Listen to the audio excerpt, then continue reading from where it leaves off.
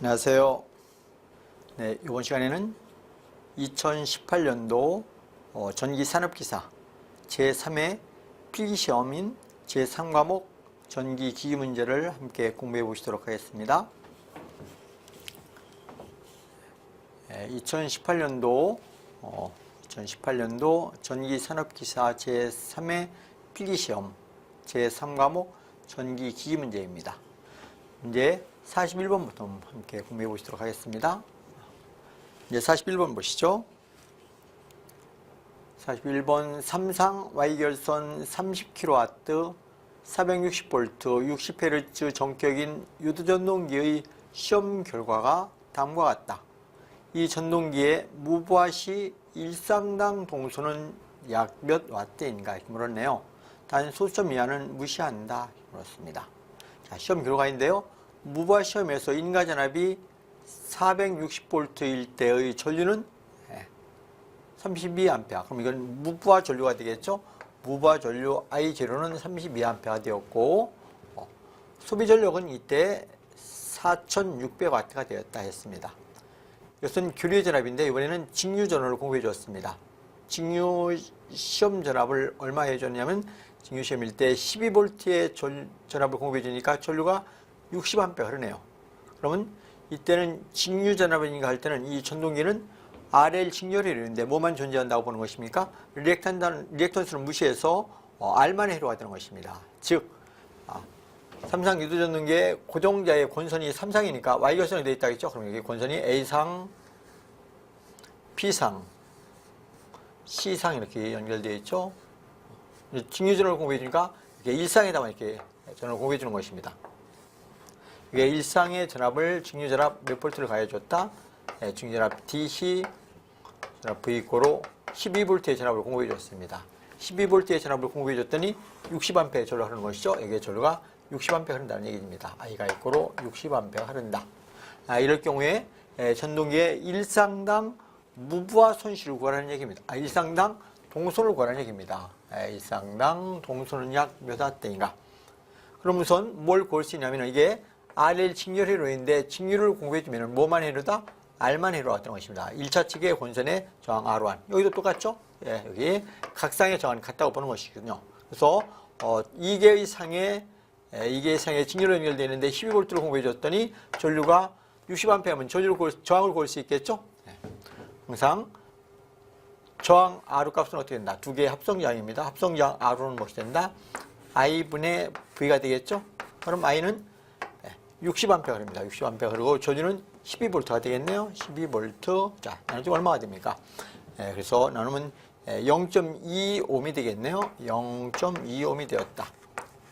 그럼 이건 A상, B상, E상의 저항이죠? 그럼 1상의 저항은 어떻게 되겠습니까? 1상의 저항 R1 값은 바로 나누면 되겠죠. 2분의 R가 되어서 얼마가 됐다? 0.1ohm이 되었습니다. 그래서 저항을 구했고, 그럼 1상의 동선을 구하는 것이니까 항상 동선은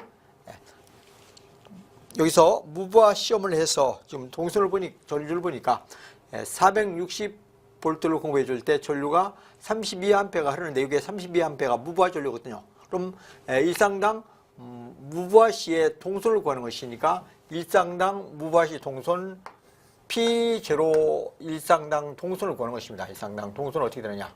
1차 측의 동선. 그럼 얘는 어떻게 된다? 일상이니까 I0의 제곱 곱하기 R1을 해주면 되겠죠? 이것이 일상당 무부하 시의 동선이 되는 것입니다. 그러면 무부하일 때 전류가 얼마였습니까? 무부하 전류가 32A죠? 그럼 32A의 제곱. 32A의 제곱 곱하기 일상의 전류가 0.1ohm이 되었죠? 이걸 구해보십시오. 32의 제곱하면은 이것은 1020 정도가 됩니다. 1020 정도가 되거든요. 1020.4 정도가 됩니다. 그래서 1024가 되는데 곱하기 0.1이니까 얼마가 된다? 102.4W가 되겠네요. 102.4W. 소수점 무시한다 했으니까 무시하면은 약 102W가 되겠죠? 그래서 일상의 무부하 동선은 102W가 되었다. 그래서 보기에서 찾으면은 1번이 있네요. 여기서 1번이 있죠? 답은 1번이 되겠습니다. 다음 문제 보시겠습니다. 문제 42번 보십니다. 임피던스 강화가 4%인 변압기가 운전 중 탈락되었을 때 그 탈락 전류는 전격 전류의 몇 배인가 물었네요. 임피던스 강화가 퍼센트 임피던스 강화를 얘기했죠. 이 퍼센트 임피던스 강화라는 의미는 변압기에서 퍼센트 임피던스 강화는 임피던스에 의한 전압 강화를 전격 전압으로 나눠서 곱하기 100 이렇게 해준 게 퍼센트 임피던스 강화입니다. 그럼 분자분모를 똑같이 무엇으로 나눠주면은 임피던스로 나눠주면은 여기는 전격 전류 I가 남고 여기는 임피던스 Z분의 V가 되겠죠. 곱하기 100. 이것이 무엇이 된다? 전압을 공급 전압을 임피던스로 나눠주니까 이게 탈락 전류가 되거든요. 이것은 전격 전류. 그래서 퍼센트 임피던스 강화는 다시 또 뭐로 쓸 수 있다? 탈락 전류 IS와 전격 전류 IN의 B를 백분율로 나타내는 것, 이런 것을 퍼센트 임피던스 강화라. 원래는 임피던스에 의한 전압 강화를 전격 전압으로 나눠서 백분율로 표시하는 게 퍼센트 임피던스 강화인데 다시 쓰면 무엇이 된다? 탈락 전류분의 전격 전류가 된다. 이런 얘기입니다. 그러면 지금 탈락 전류 관한 얘기인데요. 그럼 탈락 전류 관하면 퍼센트 임피던스 강화와 탈락 전류를 바꿔주면 되겠죠? 자, 따라서 탈락 전류는 어떻게 되는가? 탈락 전류 IS 값은 어떻게 된다? 퍼센트 임피던스 강화분의 100 곱하기 전격 전류 IN X 수 있겠죠? 그럼 퍼센트 임피던스 강화가 지금 몇 프로라고 주었습니까? 4%라고 주었죠? 그럼 여기다 4를 넣어주면 되겠죠? 그러면 4분의 100 곱하기 전격 전류 IN이 되네요. 그럼 100을 4로 나누니까 25가 되겠네요. 25배. 그래서 전격 전류의 몇 배가 된다? 25배의 탈락 전류가 흐른다. 이렇게 이해하시면 되겠죠? 자, 그래서 보기에서 찾아보면은 3번에 있네요. 3번 25배. 그래서 답은 3번이 되겠습니다. 다음 문제 보시겠습니다. 43번 문제 보십니다. 삼상 유도전동기의 특성에 관한 설명으로 옳은 것은 이렇게 물었네요. 삼상 유도전동기라. 삼상 유도전동기에서 우리는 동기와트로 표시한 토크라는 것이 있습니다. 동기와트로 표시한 토크를 보시면은 동기와트로 표시한 토크,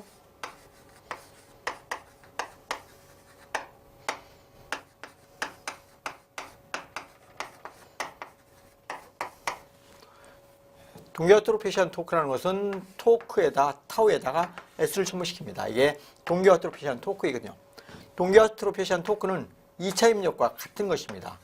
원래는 2차 입력이다. 여기다 어떤 정수를 곱해줘야 되는데요. 동기속도와 정수를 곱해줘야 되는데 그 정수를 전부 다 1로 쓴 것이 바로 무엇이 된다? 이게 동기와트로 표시한 토크라는 것입니다. 무엇과 같다? 2차 입력과 같다고 표시하는 것. 원래는 토크는, 유도전동의 토크는 2차 입력에 비례하거든요. 그런데 그 앞에 있는 상수들은 정수가 되기 때문에 그냥 토크를 2차 입력과 같다고 표시한 이 토크를 동기와트로 표시한 토크라고 하는 것입니다. 그럼 이 동기와트로 표시한 토크 2차 입력을 구해보면 얘가 얼마가 된다? 그것은 이렇게 되는 것이죠. R1 플러스 S분지 R2의 1차로 환산. 항상 1차 측의 저항과 2차 측의 저항을 더해줄 때는 환산해야 됩니다. 2차를 1차로 환산했다는 뜻입니다. 프라임에서 R1 플러스 S분의 R2 프라임의 제곱 플러스 X1 플러스 X2 프라임의 제곱분의 V1의 제곱 곱하기 S분의 R2. 이것이 S2 프라임이라고 쓰면 되겠죠. 이게 동기와트로 표시한 토크라는 얘기입니다. 동기와트로 표시한 토크. 그래서 동기와트로 표시한 토크는 원래는 토크와 같은 것인데 우리는 여기서 뭘 볼 수 있다? 유도전동의 토크는 공급전압인데 이게 1차 공급전압. 공급전압이 무엇에 비례한다? 제곱에 비례하더라. 이렇게 얘기할 수 있습니다. 유도전동의 토크, 모든 토크는 유도전동의 토크는 어떻게 된다? 유도전동의 토크는 결과적으로 1차 공급전압의 제곱에 비례하더라. 전부하 운전할 때든 기동할 때든 이런 토크는 전부 다 공급전압의 제곱에 비례한다. 이렇게 알아두시고 그러면 여기다가 무엇을 우리는 대입할 수 있냐면 그래프를 그리는 것입니다. 그래프를 그리는데 뭘 그래프를 그리느냐? 슬립 S가 변화할 때 슬립 S가 기동시가 1입니다. S 이꼬르 1이가 기동시고 S가 이꼬르 얼마일 때? S가 이꼬르 예를 들어서 0일 때, 0일 때가 무엇이 된다? 무바시가 되는 것입니다. 그럼 S는 기동에서부터 쭉 변화해서 0가량 변화될 때 이때의 토크 얘는 어떻게 되는가? 그래서 이것을 변화시켜 주는 것입니다. 처음에 1을 놓고 그 다음에 서서히 감소해서 0을 넣어줄 때 토크 특성 수는 그럼 어떻게 된다? 동기와트로 표시한 토크 타우 S라고 쓰는 것입니다. 물론 이쪽도 똑같이 동기와트로 표시한 토크 타우 S가 되겠죠? 그럼 그래프를 그려보면 이게 컴퓨터 그래프로 그리면 이렇게 되는 것입니다. 이렇게. 이런 그림이 나오죠? 그래서 요 토크를 뭐라 한다? 이게 최대 토크라고 쓰는 겁니다. 동기화도로 표시한 토크 타우 S의 맥시멈. 그럼 요 최대 토크를 발생하는 슬립을 SM으로 써서 최대 토크 발생하는 토크 SM 또는 ST로 쓰는 경우도 있습니다. 같은 표현입니다. ST. 최대 토크를 발생하는 슬립이다. 최대 토크를 발생하는 맥시멈 슬립이다. 이렇게 얘기합니다. 그리고 이건 S가 있고 0일 때이며 S가 0일 때는 토크는 0이 됩니다. 그러면 정격 운전할 때, 그럼 슬립이 예를 들어서 S이다. S가 뭐 예를 들어서 0.05 있다. 이때의 토크를 뭐라고 한다? 이게 정격 토크 타우 S 노말 쓰는 것이죠. 여기가 기동 토크 타우 S S에서 스타트할 때의 토크라 이렇게 얘기하는 것입니다. 그럼 여기서 뭘 먼저 보냐면은 이 토크가 최대일 때, 그럼 이것을 S로 미분해서 0을 놓으면은 최대 토크를 발생하는 슬립이 먼저 나옵니다. 최대 토크 발생하는 슬립을 ST로도 쓰고 SM으로도 쓰거든요. SM. 이게 무엇이다? 최대 토크를 발생하는 슬립이다.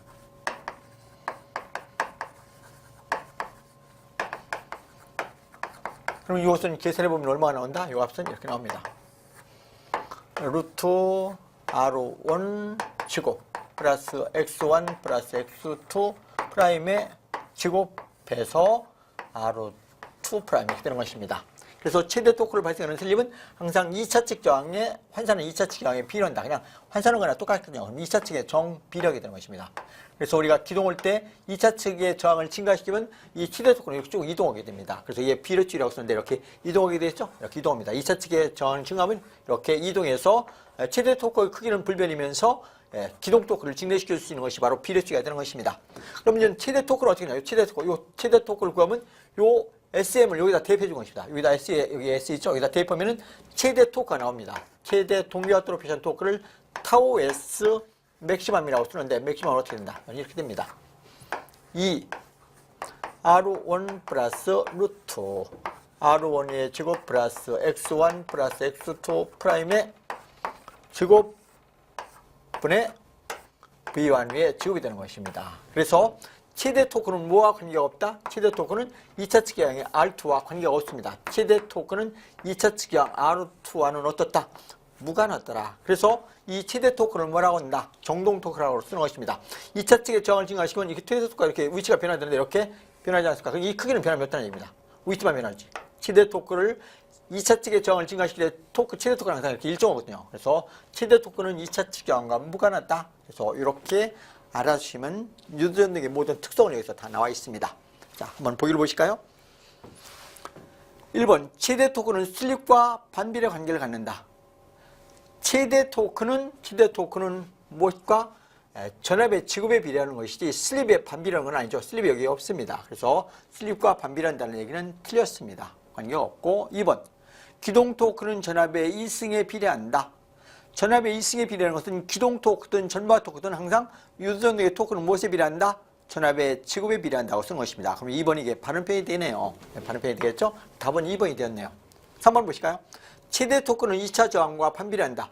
최대 토크는 2차 측 저항과 무관하다 이렇게 써야 됩니다. 그래서 반비례한다 틀렸죠? 기동 토크는 전압의 2승에 반비례한다. 기동 토크도 언제나 유도전등의 토크는 전압의 몇 승에 제곱에 비례해야 됩니다. 근데 반비례한다에 틀렸죠. 다 틀리고 답은 몇 번이 되었다? 2번만 바른 답이 되겠습니다. 답은 2번이 되었습니다. 그렇죠? 다음 문제 보시죠. 44번 문제 보십니다. 삼상 유도전등의 속도 제어법이 아닌 것. 유도전등의 회전속도를 보시면은 유도전등의 회전속도를 n이라고 썼을 때 회전속도는 무엇이 된다? 동위속도 NUS에다 1-S. 이게 유도전등의 회전속도가 되는 것입니다. 속도, 회전속도. 그럼 이것은 동위속도가 되는 것인데 동위속도는 언제나 무엇이다? P분의 120F가 되겠죠? 이것이 유도전등의 회전속도입니다. 그래서 유도전등의 이 속도를 컨트롤, 제어하기 위해서 변화시킬 수 있는 것은 슬립, 주파수, 국수, 이 세 종류가 있는 것입니다. 그래서 유도전등의 속도 제어법을 보시면 첫 번째로 이 슬립을 변환시켜주는 방법에 대해서 뭐가 있다? 1차 전압제어라는 것이 있습니다. 1차 공급전압을 변화시켜줄 때 속도를, 슬립이 변화해서 속도를 재는 1차 전압제어가 있고 1차 전압제어. 이것은 뭐에 응용하는 문제냐면 토크는 무엇에 비례한다? 유도전등의 토크는 1차 공급전압에 비례한다는 이것을 응용해서 전압을 변환시켜주면 토르크가 일정한 상태에서는 속도가 변하게 되는 것입니다. 이 슬립이 변화해서 속도가 변화된다 해서 1차 전압 제어가 있고, 두 번째로 이 슬립을 변화시켜주는 방법에는 두 번째로 2차 저항 제어라는 것이 있습니다. 회전자 2차 측에다 저항을 변화시켜주면 슬립이 변화해서 속도를 제어할 수 있거든요. 그래서 2차 저항 제어라는 얘기가 있고, 세 번째로 여기서 이 주파수를 변화시켜주는데 이게 1차 공급전압의 주파수입니다. 그래서 이걸 1차 주파수 제어라고도 씁니다. 1차 주파수 제어. 그냥 주파수 제어에도 전부 다 1차 주파수 제어가 되는 것입니다. 그래서 1차는 뭐 써도 좋고 안 써도 좋습니다. 1차 주파수 제어. 네 번째로 이 국수를 변환시켜주는 방법이 있습니다. 국수를 변환시키는 방법을 국수 변환법이라고 씁니다. 국수 변환에 의한 제어. 있죠? 그리고 다섯 번째로 이 국수 변환의 일종인 종속법이라는 것이 있습니다.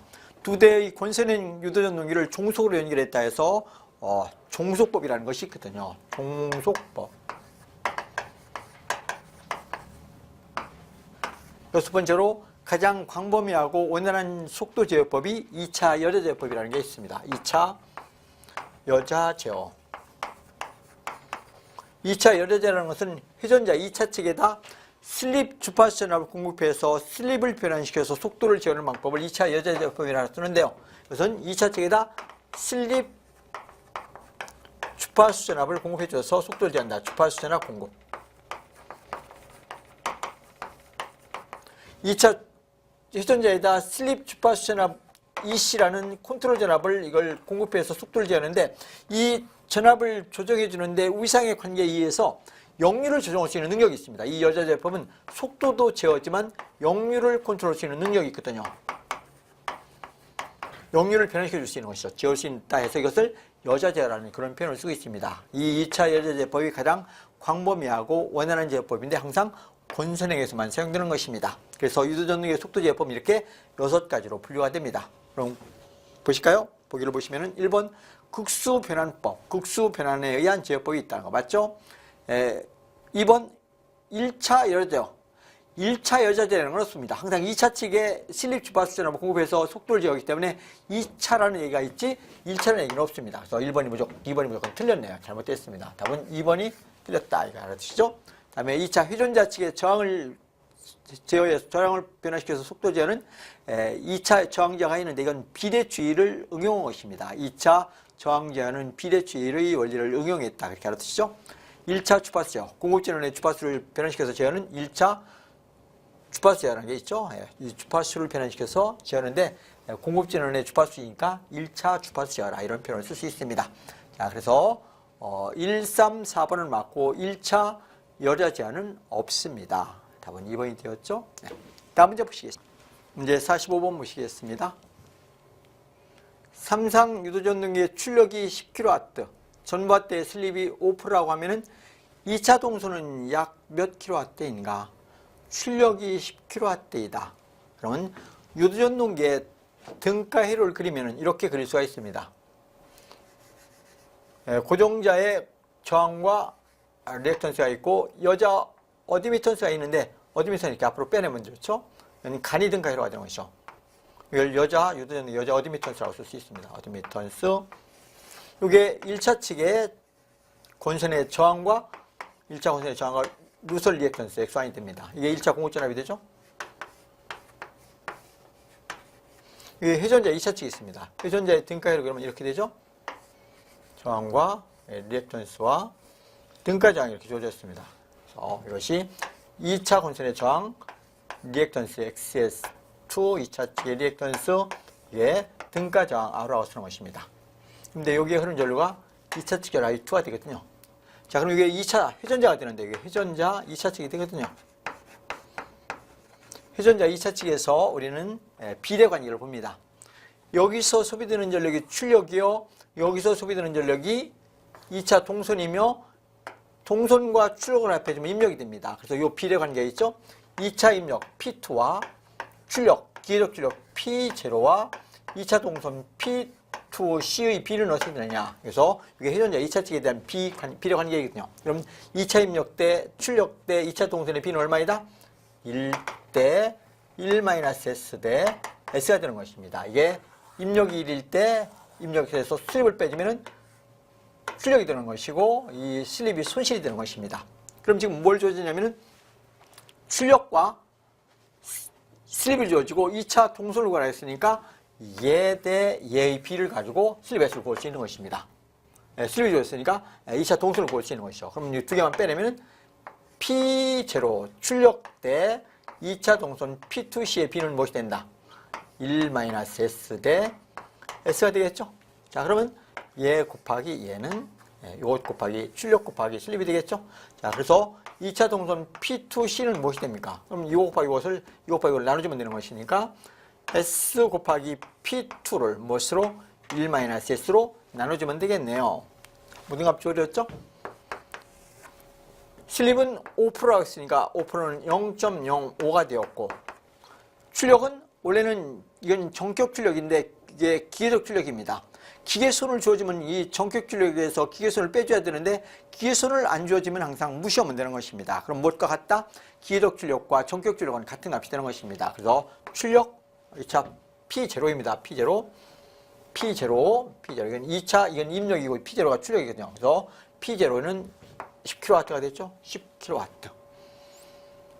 10kW가 되었고 그다음에 이것은 1- 슬립 0.05를 빼주면 되겠죠? 0.05. 그럼 이게 얼마입니까? 이게 어떻게 됐습니까? 0.5가 되네요. 0.5를 0.95로 나눠주는 것입니다. 0.5를 0.95로 나눠주면 얼마가 된다? 그것은 약 0.526 정도가 되겠네요. 약 0.526 단위는 킬로와트가 되겠죠? 이게 2차 동선이 되겠습니다. 그래서 2차 동선은 약 얼마이다? 0.526 킬로와트 정도가 될 것입니다. 계산기로 확인해 보면 되겠죠? 그래서 보기에서 찾아보시면 답은 2번이 되겠습니다. 그렇죠? 다음 문제 보시겠습니다. 문제 46번 보시겠습니다. 직류발전기의 전기자 권선법 중 단중박권과 단중중권을 비교했을 때 단중박권에 해당되는 것은 물었습니다. 전기자의 권선법에는 일반적으로 고상권, 폐로권, 이층권을 사용하는 것입니다.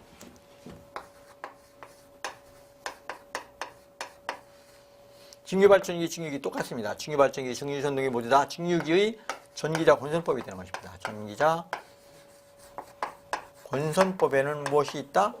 번째로 고상권을 사용하며 환상권이 있는데 환상권 안 씁니다. 고상권, 두 번째로 폐로권, 닫혀있다 해서 폐로권이라고 씁니다. 폐로권, 세 번째로 이층권을 씁니다. 여기 의미에서 둘로 나눠집니다. 무슨 권과? 권선을 감는 모양에 대해서 중첩되어 감았다 해서 중권과 파도 모양을 감았다, 파권 이렇게 분류가 되죠. 자, 이럴 때 얘들은 이걸 구별할 수 있어야 됩니다. 중권일 경우에 병렬 헤루스가 나오거든요. 병렬 헤루스. 병렬 헤루의 수를 A로 쓰거든요. 그럼 병렬 헤루스는 항상 중권일 때는 국수 P와 같습니다. 병렬 헤루스 A는 무엇과 같다? 국수 P와 같다. 파권일 때는 병렬 헤루스는 언제나 둘이 되는 것입니다. 2가 된다. 보편적으로 국수는 4극, 6극, 8극을 쓰기 때문에 병렬 헤루스가 중권일 때 많아집니다. 국수이기 때문에 많아지고 따라서 전압과 전류는 어떤 관계가 있느냐? 전압, 전류. 병렬 헬수가 많아지기 때문에 전압은 저전압이 되고 저전압. 반면 전류는 어떻게 된다? 병렬 헬수가 많아졌기 때문에 저전압, 병렬 헬수가 많으니까 전류는 대전류가 되겠죠? 그리고 파권일 때는 전압은 높습니다. 직렬로 많이 연결했기 때문에 고전압이 발생되며 전류는 역으로 소전류가 됩니다. 출력은 동일하다고 본 것이거든요. 그래서 이런 전압전류 관계가 있고 브러시수가 있는데 브러시수에는 어떻게 나왔어? 브러시수를 B라고 할 때 브러시수는 항상 중권일 때는 국수 P와 같습니다. 파권일 때는 국수 P와 같이 올 수도 있고 때에 따라서는 둘로 올 수도 있습니다. 또는 둘이 된다. 그래서 소모성이기 때문에 둘로 많이 씁니다. 여기서 귀납판이라는 게 있거든요. 귀납, 전압을 균등하게 해주는 환, 귀납판이라는 것이 있는데 팝콘에서는 귀납판이 필요합니다. 병렬 횟수가 많아서 각 병렬 회로에 전압을 같게 만드는 링을 귀납판이라고 쓰는데 중권일 땐 필요하고 얘는 불필요합니다. 자, 그래서 팝콘에 대해서 물었으니까 팝콘은 어떻게 된다? 전압은 높고 전류는 소전류의 유효다. 그렇게 이해하시면 되겠습니다. 고전압 소전류의 유효다 해서 보기에서 찾으면 몇 번이 있습니까? 그러면 3번에 있죠? 예. 단중 팝콘에 해당되는 것은 고전압 소전류에 해당된다. 그래서 답은 3번이 되겠습니다. 다음 문제 보시겠습니다. 문제 47번 보시겠습니다. 일반적으로 전철이나 화학용과 같이 비교적 용량이 큰 수은 정류기용 변압기의 2차 측의 결선 방법으로 쓰이는 것은 물었습니다. 우선 정류기는 직류를 만들어주는 것인데 교류의 전원을 공급받아서 직류를 만들어주는데 맥동률이 적어야 좋습니다. 맥동률이라는 것은 울퉁불퉁하는 것이 맥동률인데 그 맥동률이 적은 게 좋거든요. 맥동률을 적게 하기 위해서는 상수를 크게 하는 게 좋습니다. 그래서 일반적으로 용량이 클 경우에는 상수는 육상을 많이 공급받습니다. 육상. 그래서 육상 전원을 공급받아야 되며 육상 전원을 공급받을 때는 일반적으로 육상은 상수 변환에 의해서 이중 Y와 이중 델타 결선이 있는데 수은 정류기에는 이중 델타 결선을 가장 많이 사용되는 것입니다. 그래서 이중 델타라는 것은 변압기 1차 측이 예를 들어서 Y 결선이다. 1차 측이 이렇게 Y 결선이 되어 있고 이렇게 해서 2차 측은 이중 Y 결선이라는 것은 2차 측의 결선이 이중으로 된 것입니다. 이렇게 A상,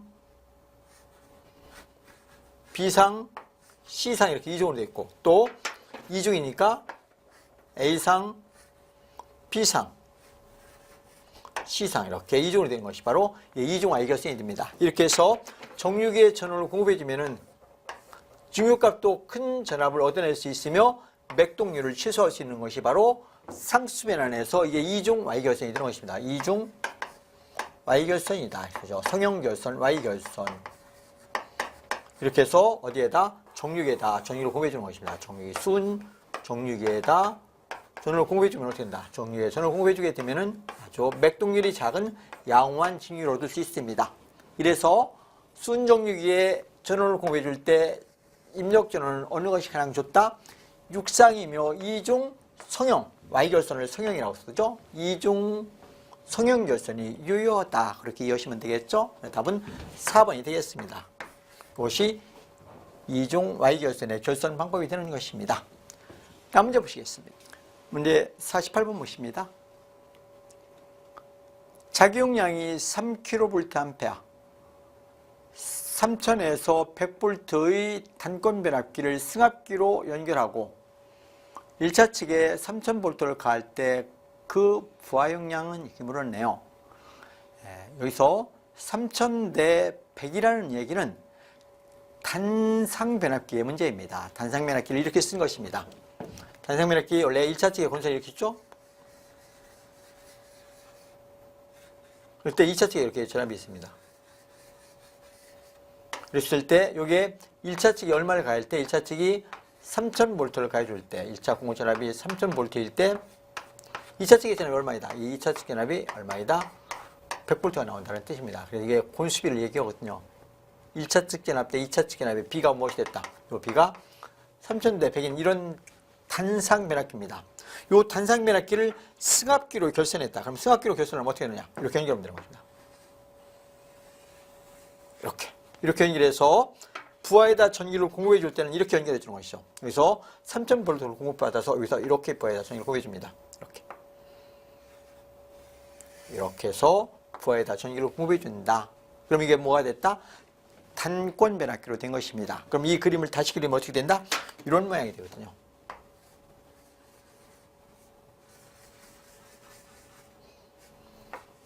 그래서 이게 1차 본선에 여기다 로측 전압이라고 해서 V 로측 전압이라고 해서 3000V를 공급해주면 어떻게 되느냐? 그럼 여기는 얼마가 나온다? 여기 2로서 이것은 100V가 나오는 것이죠. 100V. 그럼 부하에다 전기를 공급해줄 땐 이렇게 공급해주는 것이거든요. 여기다 부하에다 전기를 공급해주는 것이죠. 이렇게 부하에다 전기를 공급해준다. 그럼 이 부하의 전압이 이게 하이측 전압이 되거든요. 승합이 되기 때문에 하이측 전압이 되어서 이게 얼마가 됐다? V 하이측은 여기 3000에다가 100을 더해주니까 3100V가 됐네요. 자, 이렇게 단권 변압기를 승합용 탄상 변압기를 승합용 단권 변압기로 쓸 때 이 부하의 용량을 구하라는 얘기입니다. 이 단상 변압기 용량이 얼마 있다? 이 단상 변압기 용량, 전격 용량이 얼마 있다?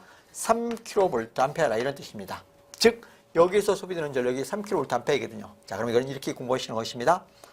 이런 단권 변압기의 자기 용량과 부하 용량의 비를 이렇게 씁니다.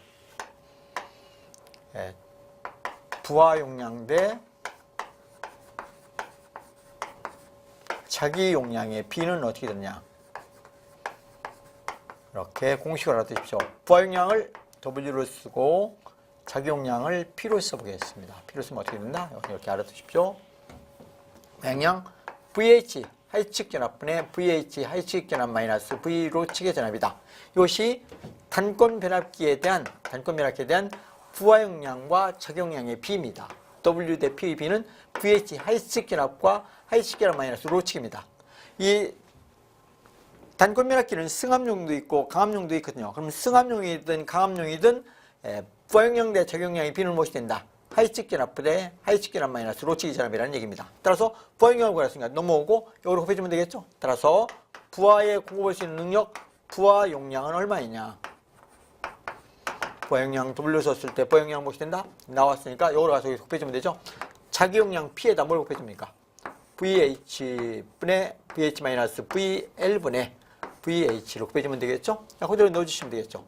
자기 용량은 3kVA라고 썼고 하이측은 3100V가 됐죠? 예, 3100V가 됐고 로측을 빼주면 로측은 3000V이죠? 3000V분의 하이측은 3100이 됐죠? 예, 계산하시면 되겠습니다. 3100에서 3000을 빼주니까 100분의 3100이니까 31이 되네요. 이걸 계산하면 31. 30 곱하기 3이니까 얼마입니까? 93kVA 되겠네요. 그래서 3kVA의 단상 변압기를 갖고 부하에다 전기를 공급할 수 있는 능력이 얼마이다? 93kVA의 전력을 공급할 수 있다. 이런 얘기입니다. 그래서 부하 용량은 93kVA. 그래서 보기에서 찾으면 3번에 주어져 있죠? 답은 3번이 되겠습니다. 다음 문제 보시겠습니다. 문제 49번 보십니다. SCR에 관한 설명으로 틀린 것은 이렇게 물었네요. SCR. SCR은 이렇게 4층 구조로 이루어져 있는 게 SCR입니다. 실리콘 컨트롤 렉티파이어라 해서 반도체 소장, 사이리서 중에서 대표적인 것이 SCR입니다. SCR의 구조는 어떻게 됐다? 이렇게 4층 구조로 이루어졌다는 얘기는 P형 반도체, 전위장벽, N형 반도체, 전위장벽, P형 반도체, 이렇게 해서 PN 이렇게 4층 구조로 이루어져 있습니다. 여기다 전원을 공급해 주는데요. 자, 이렇게 넣어주는데 여기를 에노드, 캐소드 이렇게 얘기합니다. 양극점, 문극점이 되는 것이죠. 여기다 순방향의 전압을 공급해줘도 전류는 흐를 수가 없습니다. 여기다 순방향 이렇게 플러스 마이너스 이렇게 전류를 공급해줘도 어떻게 된다? 전류가 흐를 수 없거든요. 부하를 연결했고 여기를 캐소드, 여기를 부하장 R을 썼다. 이렇게 연결해서 스위치를 닫아줘도 전류가 흐를 수 없습니다. 왜? 여기에 전원을 공급했을 때 여기 전위장벽 무너지고 전위장벽 무너지는데 여기를 무너뜨릴 수 없거든요. 그럼 여기다 전위장벽을 무너뜨리기 위해서 게이트 단자 이렇게 연결해 줘야 됩니다. 이렇게 해서 스위치를 해서 이걸 게이트 단자라고 씁니다. 그래서 SCR의 실제 구조는 이렇게 P형, N형, P형, N형 4층 구조이며 단자가 에노드, 양극점과 음극점과 게이트 단자 이렇게 3단자 소자로 이루어져 있습니다. 그래서 이 게이트는 여기서 스위치를 한번 딱 닫으면은 도통이 되겠죠. 도통이 되기 시작하면 이 스위치를 열어줘도 계속 전류가 흐릅니다. 전류가 흐르는데 어느 한계 이하로 떨어지면 이게 오프가 되겠습니다. 그래서 이 게이트 단자는 오프를 해도 여기에 전원은 계속해서 공급되는데 이 온 상태를 지속할 수 있는 전류를 가장 작은 전류를 뭐라 한다? 온 상태를 유지 전류라고 쓰는 것입니다. 유지 전류.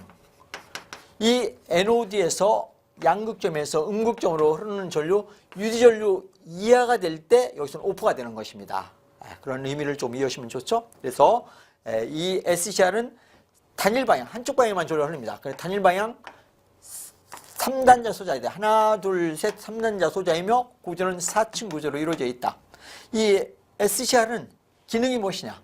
이 기능은 정류를 할 수 있을 뿐 아니라 정류, 교류를 여기다 직류를 가해주는 것이 아니고 이제 교류를 가해주는 것이다. 교류를 가해주면 교류의 전원을 무엇으로 직류로 바꿔주는 정류 역할을 해주며 정류 역할을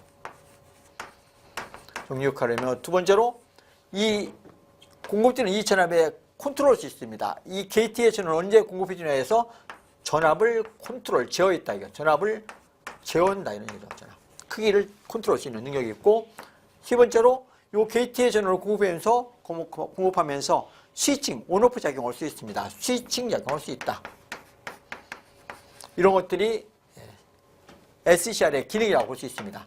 근데 이것은 여기에 아주 초만한 전원을 공급해줌으로써 여기에 전력은 대전력을 제어할 수 있는 능력을 가지고 있는 것입니다. 이것은 주로 직류교류 대전력을 제어할 수 있다. 대전력을 제어할 수 있다. 이렇게 알아주시면 좋죠. 자, 이게 SCR의 특징이며 이런 심볼로 그리면 어떻게 되냐. SCR의 도교는 이렇게 그리죠. 이렇게.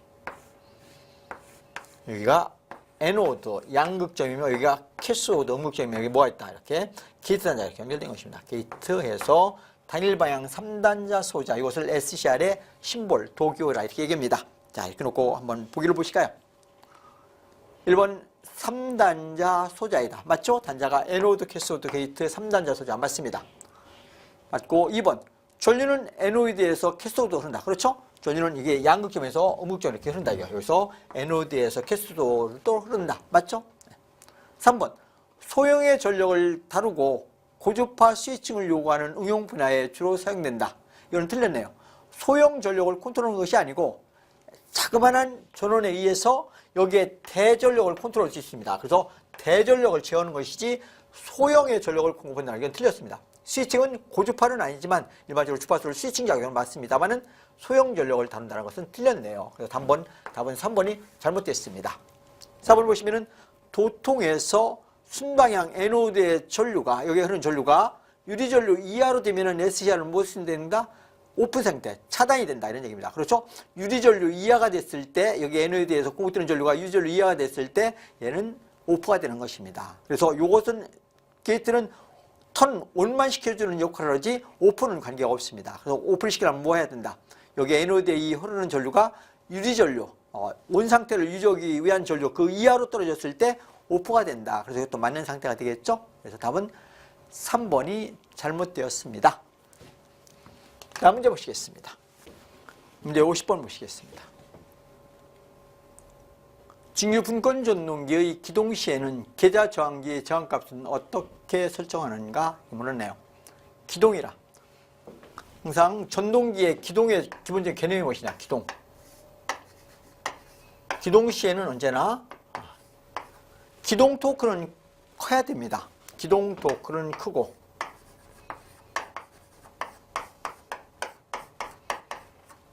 기동 시에는 큰 전류가 흐르거든요. 기동 전류를 제한해 주는 게 바로 기동법입니다.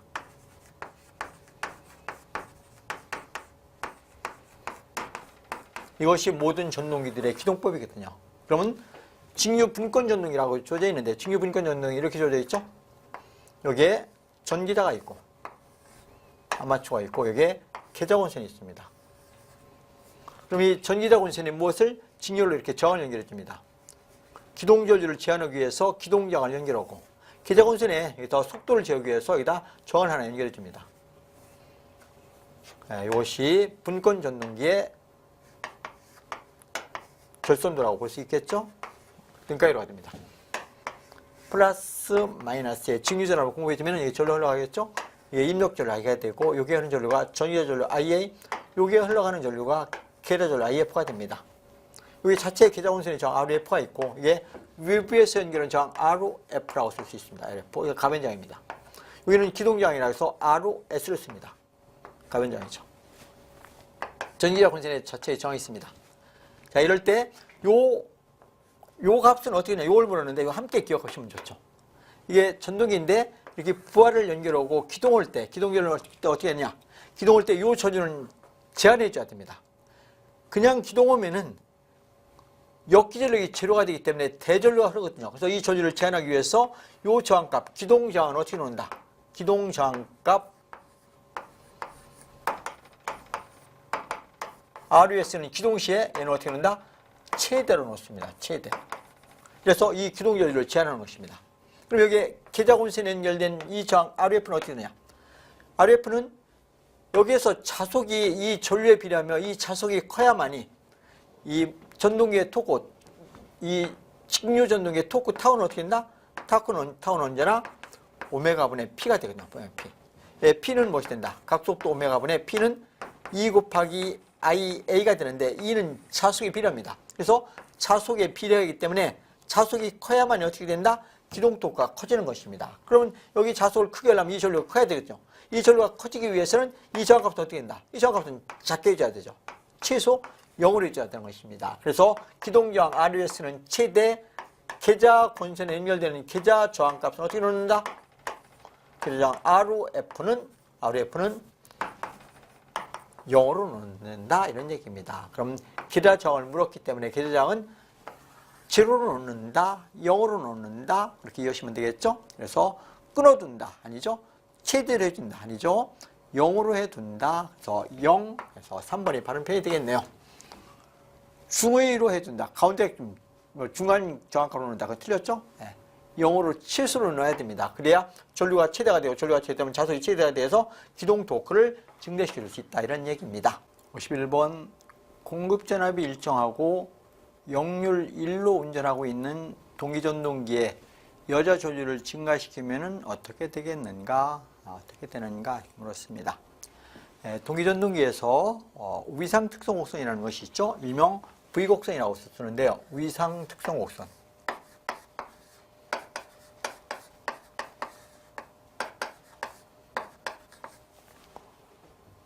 일명 모양이 V자 모양이다 해서 V곡선이라고 씁니다. V곡선은 여기에 종축은 전기자 전류를, 횡축은 여자 전류를 놓습니다. 여기는 여자 전류를 놓고 일명 계자 전류를 여자 전류라고 씁니다.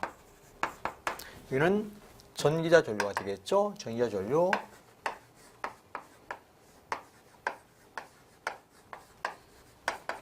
IA를 놓았습니다.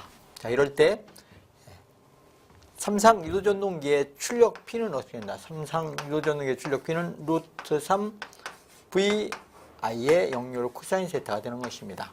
그럼 여기서 요 출력이 일정합니다. 부하의 크기를 일정해 놓고 요게 일정하고 요게 일정하고 요 공급전압이 일정하거든요. 그럼 일정한 상태에서 무엇이 변하면은 요 여자 전류 IF를 변화시켜주면 어떻게 된다? IF. 이 여자 전류를 변화시켜주면은 요 역률이 변합니다. 요 역률이 변함과 아울러서 얘가 변함과 아울러서 이 전류의 위상도 변합니다. 그래서 위상이 변한다 해서 이 전압과 전류의 위상이 변한다 해서 위상 특성 곡선 또는 모양이 V자 모양이 생긴다 해서 V곡선입니다. 자, 그러면 여기서 역률의 코사인 세타가 1일 때, 역률 1일 때를 한번 놓고 보면은 여기가 역률 1일 때다. 역률 1일 때 이때 전류는 전기자 전류는 최소화됩니다. 역률 1이면 이 전류가 최소화 되겠죠? 이게 1일 때 전류는 최소화 되는데 그 그림이 어떻게 된다? 이런 모양이 되는 것입니다. 역률 1일 때 이렇게 감소됐다. 이렇게 변화되는 것입니다.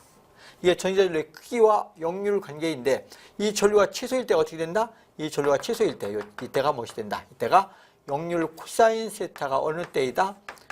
1일 때입니다. 코사인 세타가 1일 때 역률이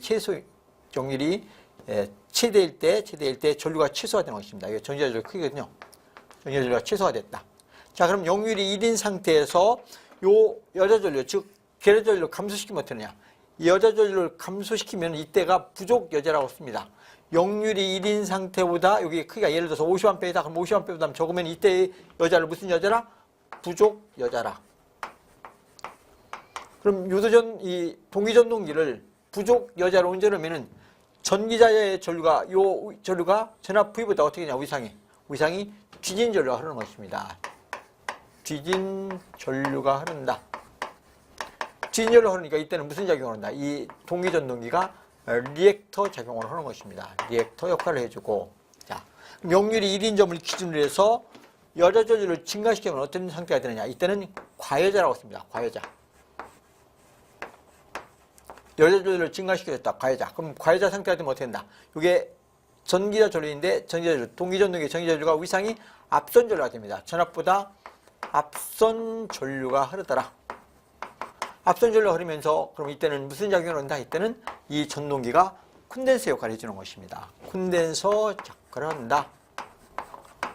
그래서 우리는 이 동기전동기를 송전선로에 연결해서 여자 전류만 조절하면은 부족 여자로 오면은 리액터로도 되고, 그러면 리액터로 되면은 일반적으로 페넌트 현상이라든가 자기여자 현상 이런 것을 방지할 때 리액터로 연결해줘야 되는데 리액터 역할도 하고, 부하가 많을 때는 연결이 좀 뒤지거든요. 뒤진 연결을 개선하기 위해서 콘덴서 역할도 해주는 이런 두 가지 작용을 함께 할 수 있는 게 바로 동기 조상 설비가 되는 것입니다. 그 동기 조상기라는 것이 바로 동기전동기를 무부하로 운전하는 것이거든요. 자, 그러면 여기서 조건이 무엇이냐면 역률이 1인 상태에서 여자 전류를 증가시켜줬다 했습니다. 그럼 여자 전류를 증가시키면은 전자 전류는 크기가 증가하겠죠? 전자 전류. 역률이 떨어지기 때문에, 이 역률이 떨어지기 때문에 1인 상태보다 역률이 떨어지기 때문에 전류는 증가하고, 이때의 전류는 어떻게 된다? 전압보다 앞선 전류가 되는 것입니다. 그래서 역률이 1인 상태에서 여자 전류를 과여자시키면은, 증가시켜주면은 앞선 전류가 흐르며 전류는 어떻게 된다? 증가하더라. 이렇게 알아두셔야 되겠습니다. 예. 역률이 1일 때가 최소이니까 이보다 더 작아질 수는 없거든요. 그래서 무조건 전류는 증가하며 앞선 전류가 흐른다. 그래서 보기에서 찾아볼까요? 역률은 지지니까 틀렸습니다. 무조건 앞서야 되니까, 앞선 전류가 흐르니까 지졌다는 얘기는 틀렸습니다. 두 번째도 지지고도 틀렸죠? 세 번째, 역률은 앞서고, 그럼 맞죠? 앞선 전류가 흐르며 전기자 전류는 감소한다. 역률이 1일 때가 최소인데 그보다 더 감소할 수는 없는 것이죠. 그래서 이게 틀렸습니다. 그럼 4번, 역률은 앞서고 전기자 전류는 증가한다. 1일 때보다 이 전류가 커지는 것이죠. 증가한다. 그래서 바른 답은 몇 번이 됐다? 4번이 바른 답이 되겠습니다. 다음 문제 보시겠습니다. 52번 문제 보십니다.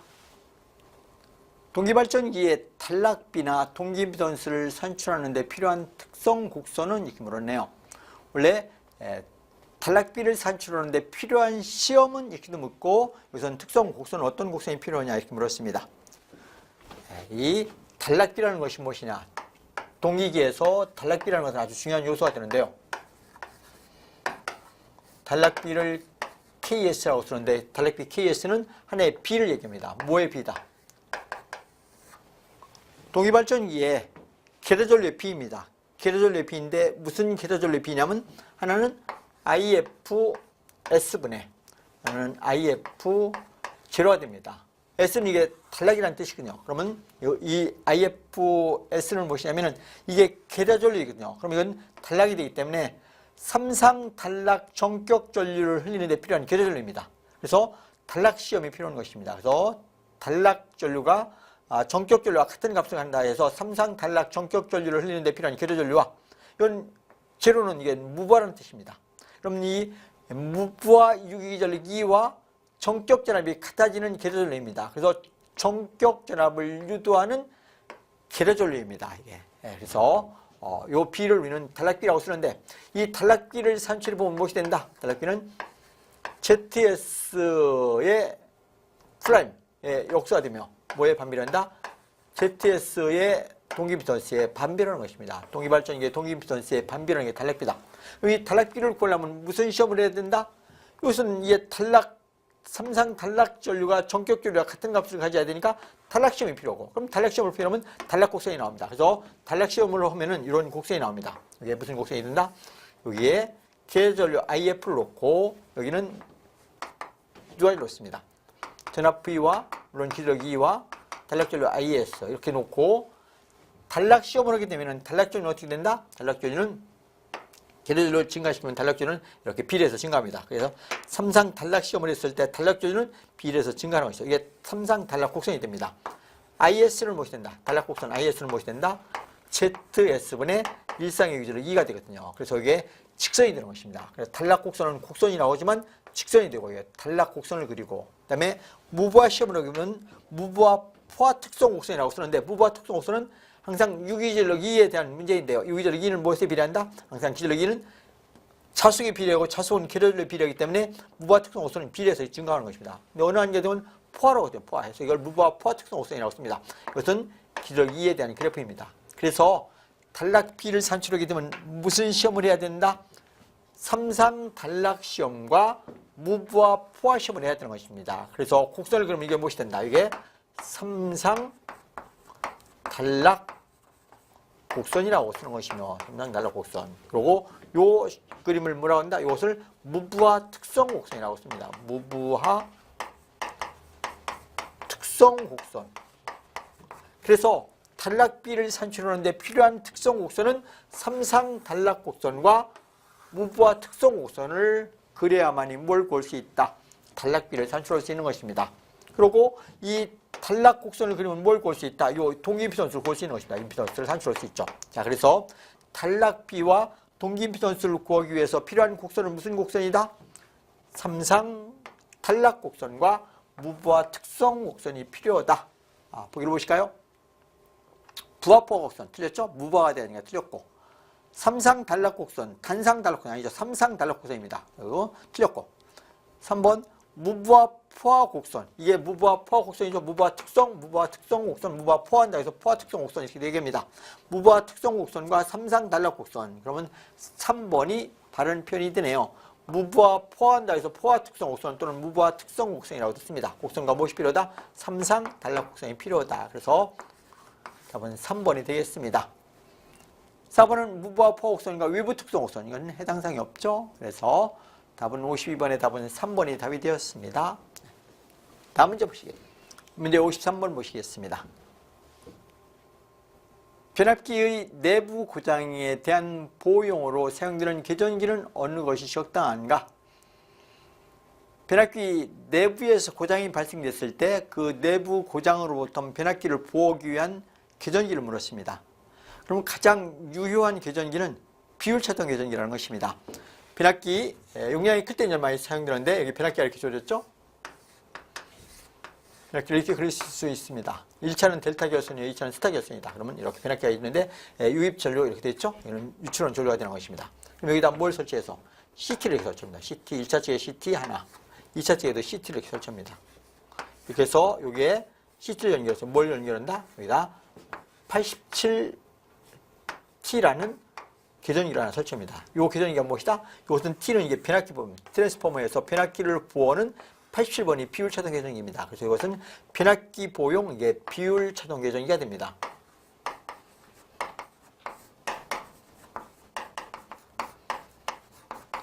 이 87번 넘버가 비율 차동 개전기인데 여기에 CT1과 CT2를 연결해서 여기가 정상적일 때는 이 1차 측의 전류 I1과 2차 측의 전류 BI2가 일정한 비율을 갖거든요. 그럼 내부에서 고장이 생겼다. 뭐 일선이 지락이 생겼다든가 또는 상간 단락, 층간 단락이 발생되게 되면은 이 전류에 차가 생기거든요. 이 전류에 차가 생기면 여기 전류에 차가 생깁니다. 이 전류의 차에 의해서 동작되는 개전기를 비율 차동 개전기라고 쓰는 것입니다. 그래서 변압기 내부 고장의 보호용으로서 가장 유효한 장치는 비율 차동 개전기를 설치하는 것이다. 이렇게 이해하시면 되겠습니다. 1번 방향 개전기. 이것은 지락사고에 대한 보호장치입니다. 온도 개전기도 아니고 접지 개전기 아니고 비율 차동 개전기. 이 비율 차동 개전기가 바로 변압기 내부 고장으로부터 보호장치로 가장 유효하다. 그래서 답은 4번이 되겠네요. 다음 문제 보시겠습니다. 문제 보시죠. 54번 문제 보십니다. 직류분권 전동기의 운전 중 계좌곤선이 저항이 증가할 때 회전 속도를 물었습니다. 계좌곤선의 저항이 증가한다. 분권 전동기 이렇게 그리면 되겠죠? 분권 전동기 이렇게 그리면 됩니다. 무엇과? 여기에 전기다와 이것이 계좌곤선이 어떻게 이렇게 병렬로 접속된 것이 바로 분권 전동기가 되겠죠? 이렇게 연결되어 있습니다. 여기가 공급전압 V 플러스 마이너스의 직류전압이 공급되는 것입니다. 전류 흘러가죠. 이게 입력전류 I가 되고 여기가 전기전류 IA, 여기가 계좌전류 IF가 되는 것입니다. 여기다 부하를 이렇게 연결했죠. 부하 로드라고 쓰는 겁니다. 부하. 여기는 RF의 계좌곤선의 직렬로 연결된 외부의 저항입니다. 여기 전기자곤선의 저항이 있죠. RA. 이 전동기의 부하를 회전시켜주는 회전속도는 어떻게 되냐. 회전속도는 직류전동의 회전속도에는 언제나 그렇게 되는 것입니다. 유기전력 2에서 나오는 것입니다. 이 역기전력 2가 전기자가 회전하게 되면 속도 n으로 회전하게 되면 무엇이 나온다? 여기서 역기전력 2가 나오거든요. 그럼 역기전력 2에 의해서 속도가 나오게 되거든요. 그럼 속도는 회전속도는 산출해 줘야 됩니다. 기억하셔야 되죠? 회전속도 n은 무엇이 된다? K, 하나의 비례 상수입니다. K. 자속 Y에는 반비례오고, 여기서 발생되는 자속 Y의 반비례오고, 무엇에? 기절력 2의 비례입니다. 2가 무엇이다? 여기서 항상 역기절력 2라는 것은 공급전압에서 이 전압강화를 빼주면 되거든요. 그래서 역기절력 2는 공급전압에서 뭘 빼준다? 전압강화 IA, RA를 빼주면 이게 역기절력 2가 되는 것입니다. 이게 직류전동의 회전 속도가 되거든요. 속도. 자, 그럼 주어진 조건에서 뭐라고 쓰느냐? 계좌원선의 이 저항을 증가시킨다고 했습니다. 그렇죠? 운전 중에 계좌원선의 저항을 증가할 때, 그럼 이 저항이 증가했다? 저항이 증가하면 어떻습니까? 이 전류가 감소겠죠? 전류가 감소입니다. 그럼 전류가 감소하니까 이 자속 파이는 언제나 무엇에 비례한다? 계좌원선에서 발생하는 계좌 자속은 어떻게 된다? 계좌전류 IF에 비례하거든요. IF에 비례한다. 자, 그러면 계좌원선의 저항이 증가하니까 계좌전류가 감소하고, 얘가 감소하니까 얘가 감소하죠? 자, 이게 감소했다는 얘기입니다. 이게 감소했다. 자속이, 계좌자속이 감소하면 얘는 반비례 관계니까 회전 속도는 어떻게 되느냐? 상승하겠네요. 빨라진다, 증가한다. 이렇게 이해하시면 되겠죠? 자, 그래서 계좌원선의 저항을 증가시키면 자속이 감소해서 속도는 빨라진다, 증가한다. 그래서 보기에서 찾으면 3번이 되겠네요. 3번, 그죠? 다음 문제 보시겠습니다. 네, 문제 55번 보시겠습니다. 동기기의 과도 안정도를 증가시키는 방법이 아닌 것 그렇네요. 안정도 증가시키는 방법이 아닌 것이라. 그럼 우선 안정도 향상책이라는 것이 있죠. 과도 안정도나 정태 안정도는 똑같은 개념이 되는데요. 이 안정도 향상책이라는 것이 있습니다. 안정도 동기기의 안정도 향상책.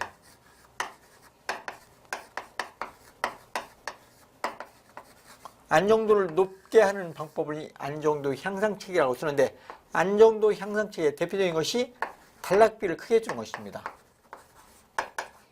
단락비 클 것.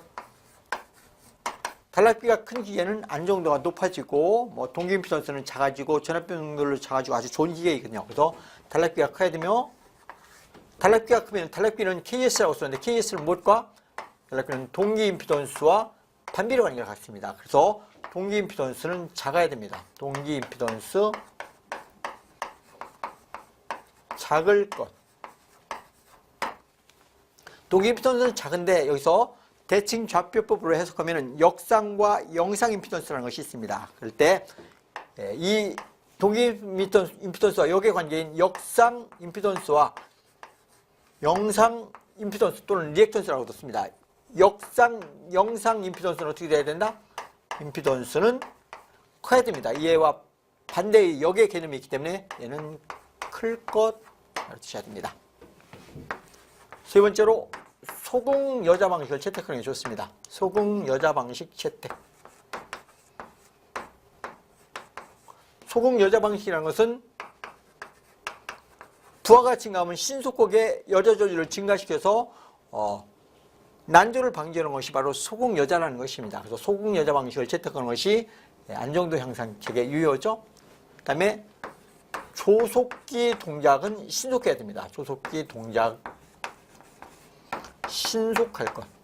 조속기는 발전기면 발전기, 전동기의 속도를 조절하는 장치인데 그 동작을 조속기의 동작을 신속하게, 속도가 떨어지는 것 같으면 신속하게 유량을 증가시켜서 속도를 높여줘야 됩니다. 토크를 향상시켜서 그렇게 신속하게 해야 된다 그런 뜻입니다. 조속기 동작 신속할 것. 첫 번째로 관성 모멘트라는 것이 있는데요. 관성 모멘트는 큰 것이 좋습니다. 관성 모멘트 클 것. 그래서 관성 모멘트를 크게 하기 위해서 플라이 휠을 설치하는 경우도 있습니다. 플라이 휠을 설치하는 것이 좋다. 이런 것들이 일반적으로 동기기의 안정도 향상책이라 이렇게 이해하시면 되겠습니다. 한번 보기를 보실까요? 1번 단락비 크게 한다. 맞죠? 단락비 클 것. 2번 소극 여자 방식을 채택한다. 맞죠? 소극 여자 방식을 채택한다. 맞고 3번 회전부의 관성을 적게 한다. 틀렸네요. 관성 모멘트를 크게 해야 되는데 관성을 작게 만듭니다. 크게 해야 되는 것입니다. 그래서 회전부의 관성을 작게 한다는 3번이 잘못됐네요. 4번 영상 및 역상 임피던스는 크게 한다. 이 역상과 영상은 이 동기 임피던스와 역의 개념이기 때문에 커야 되는 것입니다. 클 것. 그래서 다 맞고 3번이 잘못되었습니다. 다음 문제 보시겠습니다. 문제 56번 보십니다. 단상 반발 유도 전등기에 대한 설명으로 옳은 것은 이렇게 물었네요. 단상 유도 전등기에 대한 것들인데요. 단상 반발 유도 전등기. 우리 단상 유도 전등기들을 보시면은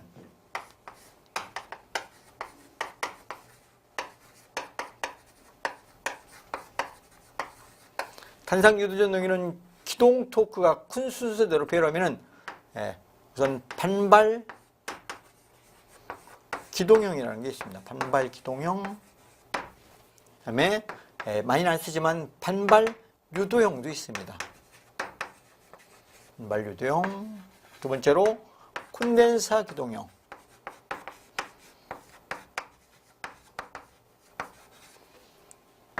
세 번째로 분산 기동형.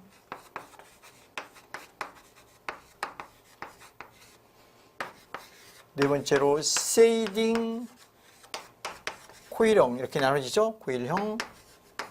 물론 콘덴사형도 있습니다. 자, 이런 것들이 단상 유도 전등기 종류입니다. 그런데 여기서 이 반발 기동형과 반발 유도형의 비를 보는 것입니다. 어떤 차이가 있는가? 이 반발 유도형을 물었는데 반발 유도형이라는 것은 회전자의 모양이 이렇게 되는 것입니다. 이게 반발 유도형입니다.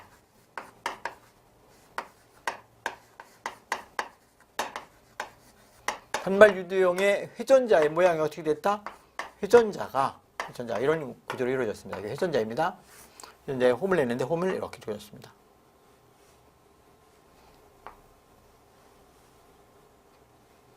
이런 모양이 이루어졌거든요. 그럼 여기다 권선을 배열했는데 여기에 전기자 권선이라는 게 이렇게 배열되어 있습니다. 전기자 권선이 있고 여기에 안쪽에 농형 권선이 이루어졌습니다. 농형 권선 이렇게 이중으로 이루어졌거든요. 이것을 전기자 권선 그리고 이것을 농형 권선이라고 쓰는 것입니다. 농형 권선. 그러면 이 전기자 권선은 기동할 때 여기서 전류가 기동 전류에서 기동 특성을 여기서 발생되는 것입니다. 기동할 때 흐르는 권선이 전류 흐르는 권선이 전기자 권선이며 운전을 할 때는 농형 권선이 여기서 전류 흘러나와서 이게 농형 권선이 운전 권선이 된다 이렇게 봅니다. 운전 여기는 기동 역할을 해주는 권선이다. 그러면 이 반발 유도형과 반발 기동형과는 어떤 차이가 있느냐?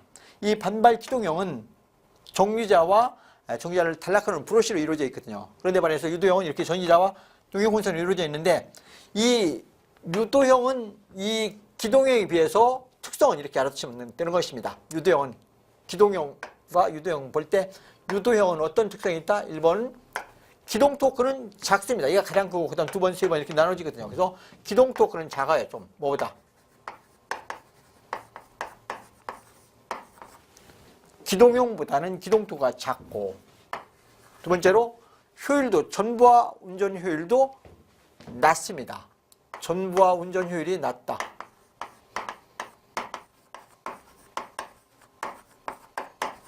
좀 낮습니다. 그런데 좋은 것은 무엇이냐면 역률이 좋아집니다. 무엇이? 유도형은 기동형에 비해서 역률이 좋다. 역률 양호한 편이다. 이거. 오고 네 번째로 부하가 변할 때 속도 변동은 큽니다. 속도 변화가 좀 크다. 이런 것이 반발 유도형의 특징이라고 보시면 되겠습니다. 기동 토크는 기동형보다 작고 부하의 효율은 낮으며 역률은 좀 좋은 편입니다. 좋고 속도 변화가 크다. 이렇게 이해하시면 되겠습니다. 보기를 보실까요? 역률이 반발 기동형보다 나쁘다. 역률은 양호하다 했습니다. 좋다 했으니까 틀렸고 기동 토크는 반발 기동형보다 크다. 작겠죠? 네, 작으니까 틀렸고 전부하 효율은 반발 전등기보다 좋다. 효율이 나쁩니다. 낮아요. 근데 좋다 했으니까 틀렸네요. 다 틀렸네요. 4번 속도의 변화는 반발 기동형보다 크다. 그렇죠? 속도 변화가 크다. 그래서 발음 표현은 4번이 답이 되겠습니다. 다음 문제 보시겠습니다. 57번 이중 농형 유도전등기가 보통 농형 유도전등기에 비해서 다른 점은 무엇인가? 그렇네요. 유도전등기는 회전자의 모양에 따라서 권선형과 농형으로 분류가 됩니다. 그럼 농형은 여러 가지로 좋은 점이 많습니다. 구조가 간결하고 기계적으로 튼튼하기 때문에 우리가 가장 많이 쓰는 게 농형을 쓰거든요. 근데 농용의 맹점이 하나 있습니다. 농용의 맹점은 기동 시에 기동 용량이 커집니다. 즉 기동 전류가 커지고 토크는 작거든요. 그래서 그 농용의 단점을 보완하기 위해서 특수하게 제작된 게 두 종류가 있습니다. 이중 농용 유도전동기와 신구용이 있는데 이중 농용과 일반 농용과의 차이점을 묻는 것입니다. 그러면 이중 농용 유도전동기라는 건 이게 이중 농용입니다. 이중 농용 유도전동기라. 말 그대로 이중 농용이라는 것은 회전자의 권선이 이중으로 있다 해서 이중 농용이 됩니다. 여기에 고정자의 권선이 이렇게 조졌습니다. 고정자의 권선이고 여기는 회전자가 이렇게 조졌죠. 회전자 이렇게 조졌는데 회전자의 홈을 이중으로 놨다 해서 이중입니다. 이중 농용이 되는 거죠. 홈을 이렇게 된 것입니다. 이런 모양으로 해줬죠. 이중이니까 이렇게 쭉 해서 이중으로 이렇게 이루어진 것입니다. 이렇게 해서 권선들이 쭉 이제 배열이 되는데, 이게 고정자, 이게 회전자가 되는 것이죠. 회전자. 그럼 여기다, 여기에 있는 것이 고정자의 권선들이 이렇게 배열되어 있습니다. 고정자의 권선이 이렇게 배열되어 있고, 쭉 배열되어 있죠. 그리고 여기 회전자 권선이 있는데, 여기는 이렇게 단면적이 작은 권선을 썼습니다. 그렇고, 안쪽에는 단면적이 큰 이런 권선을 씁니다. 단면적이 큰 권선을 씁니다. 여기는 단면적이 작은 권선을 쓰고. 자, 그래서 홈을 이중으로 있다 해서 이중 농용이 됩니다. 이게 회전자가 되거든요. 이게 축이 있어서 이게 회전자가 된다. 이게. 회전자, 여기는 고정자. 자, 그러면 이 회전자 위측에 있는 이 도체가 어떤 도체냐면 단면적이 작은 이게 일반 동해다간이 일반 합금을 해서 저항은 큽니다. 그래서 저항 크다. R대 저항은 크고, 예, 1차측 권선과 1차측의 권선인데 1차측 권선과 근접해 있기 때문에 누설 자석이 작아요. 전류 하려면 여기서 누설 자석이 생기지 않습니까? 자석인데 얘는 관계가 많이 이루어지죠. 그러면 누설 리액턴스가 작아지죠? 누설 리액턴스가 작고, 얘는 멀리 떨어져 있기 때문에 여기서는 자기 이 누설 리액턴스가 매우 크게 됩니다. 그래서 이 외측에 있는 권선, 노란 권선은 어떤 특성을 갖는다? R대 저항은 크고 리액턴스 X는 작은 도체가 되는 것입니다. 반면 여기는 반대가 됩니다. 멀리 떨어져 있기 때문에 단면적이 크기 때문에 저항은 작고 누설 리액턴스는 크게 되는 것입니다. 그럼 어떤 특성이 있냐면 기동 시에는 이 임피던스의 변화에 따라서 기동 시에는 여기서 전류가 흐릅니다. 외측 도체가 돼요. 외측 도체. 회전자의 외측에 있는 외측 도체에서 기동 전류가 흐르고 운전할 때는 여기서 전류가 흐르게 됩니다. 그래서 운전할 때와 기동할 때가 이제 전류가 달라지는데, 기동할 때 저항이 큰 도체에서 전류가 흐르기 때문에 기동 시에 저항이 커지거든요. 그럼 여러분들 권선형 유도전동기에서 기동 시 2차 측에다 저항을 연결해 주죠. 2차 측에다 저항을 연결해 주면 기동 토크가 증대되는 것입니다. 기동 토크는 증대되고 2차 측에 저항이 크게 있기 때문에 기동 전류는 제한이 됩니다. 그게 바로 권선형의 가장 뛰어난 장점이거든요. 그 장점을 그대로 이용한 것입니다. 기동 시에는 저항이 큰 쪽에서 전류가 흐르고 운전 시에는 저항이 작은 쪽에서 전류가 흐르기 때문에 기동 토크를 증대시켜주고 기동 전류를 제한, 감소시켜줄 수 있는 그런 특성을 갖는 게 바로 이중 농용입니다. 그래서 이중 농용을 채택하게 하면 어떻게 된다? 이 장점은 첫 번째로 기동 토크를 증대시켜줄 수 있습니다. 기동 토크 증대를 시켜주고, 그리고 두 번째로 운전할 때는 기동 시에는 저항이 컸었지만 운전할 때는 저항이 작아지니까 효율이 좋고, 일반적으로 여기서 저항이 크고 저항이 크니까 기동할 때 전류는 작아지는 것입니다. 그래서 기동 전류는 작다.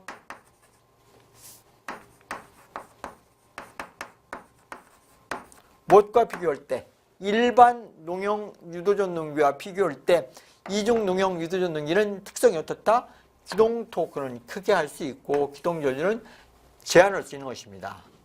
일반 농용에 비해서 작아지더라. 이게 이중 농용 유도전동기의 특징이다고 보시면 되겠죠? 이래서 우리는 기동이 빈번할 때 이런 이중 농용 유도전동기를 가장 많이 사용된다. 이렇게 보시면 되겠습니다. 보기를 보실까요? 기동 전류가 크고, 그럼 틀렸네요. 기동 전류가 작아지니까 틀렸고, 기동 전류가 적고 기동 토크도 작다. 그건 아니죠. 기동 전류는 작대 기동 토크는 커다. 네, 틀렸습니다. 기동전류는 적고 기동토크는 크다? 그러면 3번이 맞네요. 그렇죠? 기동전류를 제한해서 작아지고 기동토크는 크다, 증대된다 이런 얘기죠. 그래서 답은 3번이 되겠습니다. 3번. 다음 문제 보시겠습니다. 58번. 직류전동기의 공급전압 V볼트, 자속을 5웨버, 전기저전류를 IA A, 전기저장을 RA, 속도를 NORPM이라고 할 때 속도의 관계식은 어떻게 되는가? 단 K는 상수이다. 물었네요. 직류전동기에 대한 회전속도를 산출하는 공식을 물었습니다. 그러면 직류전동기의 대표적인 것이 무엇이다? 분권전동기가 있죠? 분권전동기를 보시면 이렇게 되어 있습니다. 여기에 전기자, 아마추어가 있죠? 아마추어 전기자가 있고 여기에 병렬로 이렇게 계좌원선이 있는 것입니다. 계좌원선이 병렬로 접속되는 것을 뭐라 한다? 이것을 분권전동이라고 쓰는 것입니다. 여기가 공급전압 V볼트의 전압이 공급되고 있죠? V볼트 플러스 마이너스 전압을 공급해 줍니다. 이때 여기 입력전류가 IA가 되며 여기 전기자 혼선에 흐르는 전류가 전기자 전류 IA, 계좌 혼선에 흐르는 전류를 계좌 전류. 여기 전기자 혼선에 뭐가 있다? 전기자장 RA가 있죠? 여기는 계좌 혼선에 RF가 있는 것입니다. 그럼 여기서 뭐가 발생된다? 자속화기가 이 전류에 비례해서 계좌 전류에 비례해서 자속화기가 만들어집니다. 그럼 여기다 부하를 연결해서 부하를 이렇게 회전시켜 줄 수 있는 게 바로 무엇이다? 직류전동기, 분권전동기라고 볼 수 있습니다. 그럼 여기서 분권전동기, 전동기가 회전하게 되면 항상 무엇이 만들어진다? 이 공급전압과 역으로 여기서 이 전기자 혼선이 자속을 절단함으로써 뭐가 만들어진다? 기전력이 만들어집니다. 그 기전력을 무엇이라 한다? 역기전력이라고 씁니다. 직류전동기에 역기전력이 있거든요. 역기전력이라는 것은 이 공급전압과 역으로 나온다. 이 공급전압이 이런 방향으로 공급되고 있을 때 이 공급전압과는 크기는 좀 작지만 반대로 나왔다. 반대가 되는 것입니다. 그래서 역기전력이라고 쓰는 것입니다. 이 직류전동기의 역기전력 E는 어떻게 되느냐? 그 역기전력을 보시면 역기전력은 E로 써서 직류발전기의 크기와 똑같습니다. 역기전력은 원점 뭐를 보시냐면 공급전압에서 여기 전기자 혼선에 의한 전압감을 빼주면 되는 것입니다. V-IA 이게 역기전력이거든요. 그럼 역기전력 E는 무엇과 같다? 직류발전기의 유기전력과 똑같습니다. A분의 Z P파이 60분의 NO가 되죠. 자, 그럼 여기서 전동기가 한번 만들어지면은 이것들은 전부 다 정수입니다. 병렬, 회로수, 도체수, 국수 1분은 60초. 그래서 이걸 정수로 놓으면 어떻게 쓴다? K 이렇게 프라임을 씁니다. 이렇게 놓고 뭘 쓰면 된다? K 프라임 파이 자속화이와 회전속도 NO가 되는 것입니다. 자, 따라서 요 NO를 구하려면 어떻게 합니까? NO를 구하려면 이걸 나눠주면 되겠죠? 기전력을 나눠주면 됩니다. 따라서 직류전동의 회전속도 NO는 무엇이 된다? 이 합수로 나눠주는 것이니까 기전력 E를 무엇으로 나누라? K'과 자속화이로 나눠주면 되겠습니다. 이것은 하나의 상수인데 어떤 비례관계에서 상수는 밑으로 쓰는 것보다 위로 올라오는 게 좋습니다. 그래서 이 프라임을 떨쳐버리고 위로 올라갑니다. K, 그렇죠. 하나의 상수가 되는 것이며 자속화이에는 반비례하고 무엇에 비례한다? 이게 역기전력이거든요. 그럼 역기전력은 무엇이 된다? 공급 전압으로부터 전압감을 빼주면 되겠죠? 그래서 역기전력 E 대신에 뭘 집어넣었다? V-IA RA라 이렇게 넣을 수 있는 것입니다. 이게 전동기의 회전속도 분당이라 해서 RPM으로 쓸 수 있는 것입니다. 따라서 직류전동기의 회전속도는 K, 하나의 상수 곱하기 자속에는 반비례하고 이게 역기전력 E가 됩니다. 역기전력 E는 언제나 공급전압에서 뭘 빼주면 된다? 전기자 혼선에 의한 전압감을 빼주면 되겠습니다. 보기를 보시면은 자속화 이건 플러스가 됐으니까 틀렸네요. 회전속도는 K 상수 곱하기 5분의 V-IA 해서 2번이 바른 표현이 되겠네요. 네, 답은 2번이 되었습니다. 다음 문제 보시겠습니다. 문제 59번 보시겠습니다. 유입식 변압기에 콘서베이터를 설치하는 목적으로 옳은 것은 이렇게 물었네요. 네. 건식과 유입식이 있는데 유입식 변압기에서 콘서베이터를 설치한다. 이 콘서베이터는 안전장치, 보호자라 이렇게 얘기입니다. 영어로 해석하면 안전장치 또는 보호자. 뭘 보호해주느냐? 이 기름이 원래는 냉각과 절연을 목적으로 기름을 주입시켜야 되는데 변압기는 호흡작용을 합니다. 호흡작용이라는 것은 부하가 증가하면 전류가 많이 흐르게 돼서 열이 발생해서 온도가 올라갑니다. 온도가 올라갈 때는 기름이 팽창됩니다. 또 심해에는 부하가 적기 때문에 전류가 작아지고 전류가 작아지니까 온도가 내려갑니다. 그러면 다시 수축을 합니다. 이렇게 부하의 크기의 변화에 따라서 팽창과 수축을 반복하다 보면은 그래서 대기 중에 있는 공기를 들어 마시게 됩니다. 공기가 출입하는데 그것을 변압기 내부로 공기가 출입하게 되는데 그것을 뭐라 한다? 호흡작용이라. 그럼 호흡작용을 하게 되면은 이 공기 중에는 뭐가 포함되어 있습니까? 수분이 많이 포함되어 있죠. 그럼 수분을 흡입하게 되기 때문에 기름이 절연 내력과 냉각 효과가 떨어지게 됩니다. 그 기능이 떨어지는데 냉각 효과가 절연 효과가 떨어지는데 기능이 떨어지는 걸 열화라고 쓰는 것입니다. 그래서 그 열화를 방지하기 위해서 변압기 본체 상부에 뭘 설치한다? 탱크를 하나 유입 탱크를 설치하는데 그것을 뭐라 하냐면 콘서베이터라 이런 표현을 쓰고 있습니다. 콘서베이터. 그래서 콘서베이터는 이렇게 변압기가 있다. 변압기 본체가 있으면 변압기 본체 상단부에 뭘 설치한다? 상단부에 이렇게 콘서베이터를 설치하는 것입니다. 이런 콘서베이터를 설치하게 되죠. 이런 기름 탱크를 설치하는 것입니다.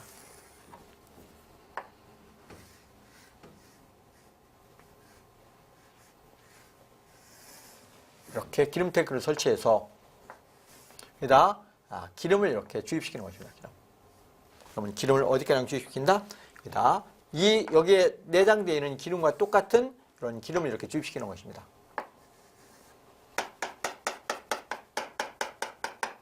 그래서 여기다는 질소를 봉입시켜줍니다. 질소가스를 봉입시켜주고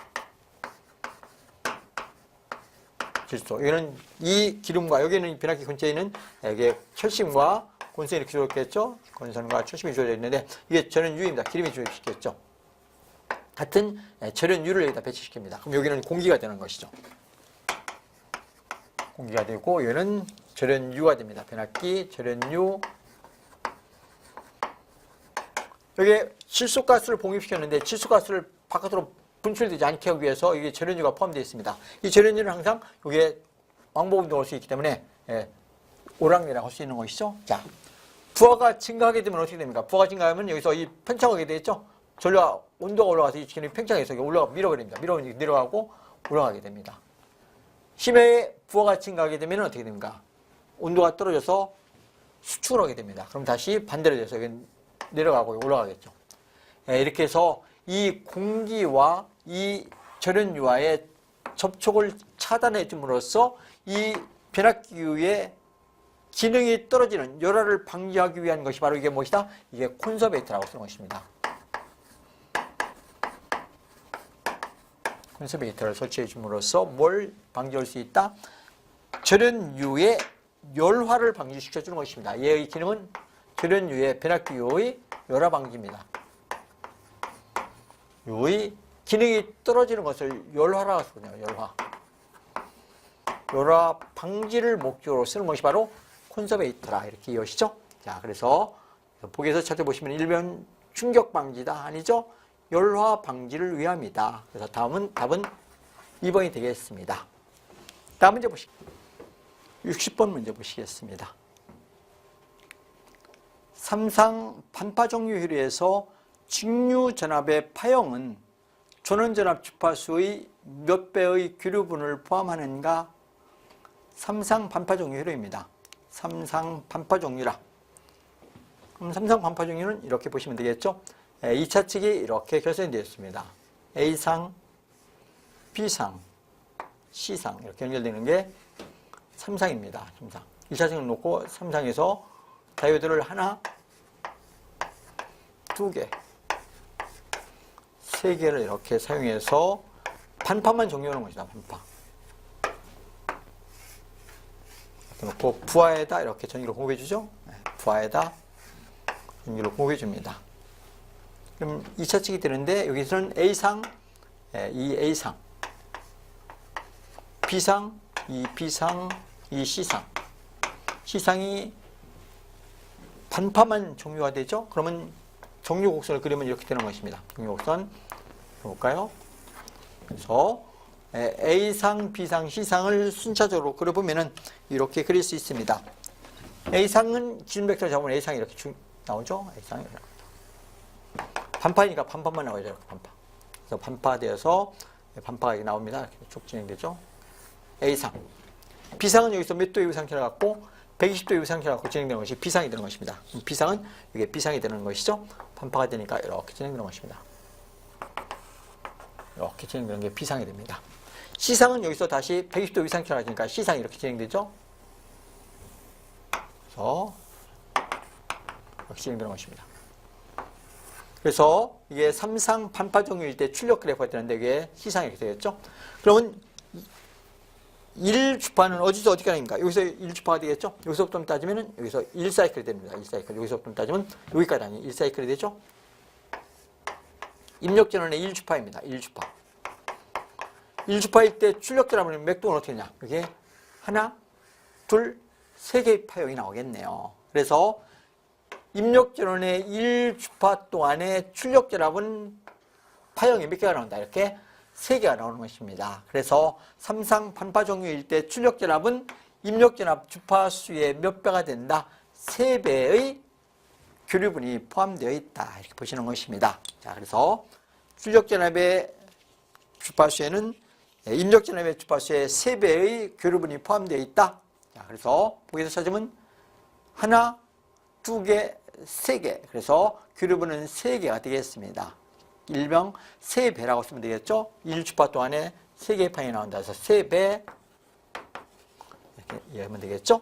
자, 그래서 답은 3번이 되겠습니다. 3번. 이렇게 해서 2018년도 제3회 전기산업기사의 기기문제, 기출문제를 함께 공부해 보셨습니다. 힘든 문제 공부하시느라 고생 많으셨습니다. 오늘 수업은 여기서 마치겠습니다. 고생하셨습니다.